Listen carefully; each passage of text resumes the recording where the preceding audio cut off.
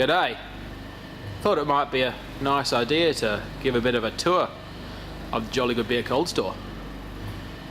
It's a giant fridge full of beer.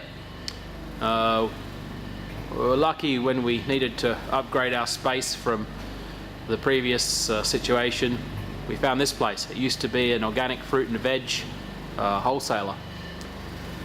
It's got 3 redundant chill systems.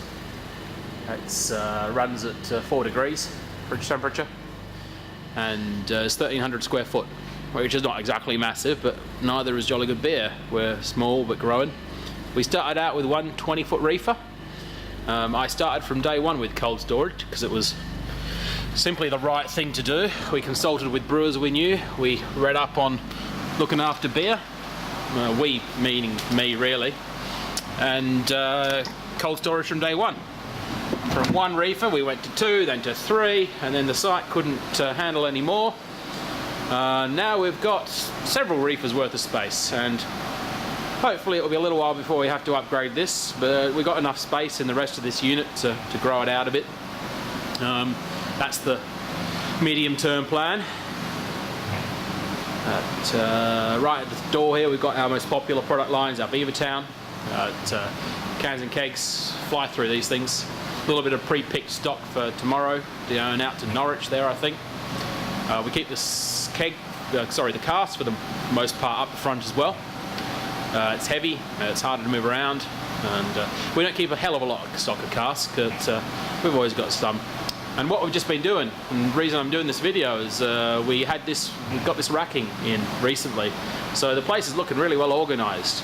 Mostly that's the work of a couple of my chaps, Bill and Peter, who kind of look after where things are in here, amongst their other jobs. Bill's our sales admin type guy, sales type guy, and Peter's one of our draymen, but also kind of a warehouse manager. We're a small business. Everyone has to do a bit of everything. So yeah, up the top we put small pack, mostly things we've got just little bits and pieces of. It's a bit random up here near the door. A bit more regular stock down the sides. Down both sides we've got various cans and bottles, all small pack down the sides. Big range of wild weather. They do lots of specials, so we have a lot of their stuff in. Siren pallet just come in. That will get depalletized probably early next week, ready to go out. Something new for us is some Daya. They're a real kind of trendy brewery at the moment, getting really good feedback. They've just done a collaboration with Duration Brewery, who are going to be a new one sort of just up the road from us, and everyone's quite excited about that.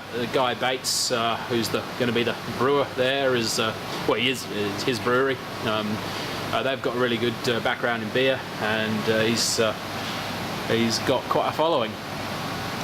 We've done all their collaborations so far. They're not opening till summer next year, and in the meantime they're doing all these collabs. So we've had various ones, and now we've got the Dale one. They got a Verdant coming up, and a Gypsy Hill as well, I think. Probably a couple of others. More over in this corner, and Magic Rock down there in need of a top-up. Some Lost and Grounded. It's a regular core line for us. They're really awesome lager they do, plus some other good stuff. Our other awesome lager is Lucas. We always have Lucas in stock in bottle and keg from Thornbridge. It's fantastic. Stash of Siren, sneaky stash of cask. I don't manage the warehouse much anymore, so I don't really know where things are. There's some cask hiding down here. Who would have thunk it? More keg. Crazy stuff from Yeasty Boys. Bit of 60 Degrees North. Bit of Ants Patch and Hob Day. Crazy Siren. All kinds of weird and wonderful. Weird beard. We like our weird beard. Again, lots of weird and wonderful there. Some Square Root sodas. Awesome stuff from London. It's pasteurised. We probably don't really need to keep it in the cold store, but we got the space at the moment, so why not? Key keg alley. Gazillions of key kegs. No, not really gazillions. Actually, there's less than there should be generally, which means we probably need to pick up some more stock from here and there. Other end of the cask, and we're back to our Beavertown. And Cloudwater cans. 20-litre key kegs, we keep them all together because they stack nicely. There's all kinds of real special, crazy stuff in there. And Cloudwater kegs stay in this corner here.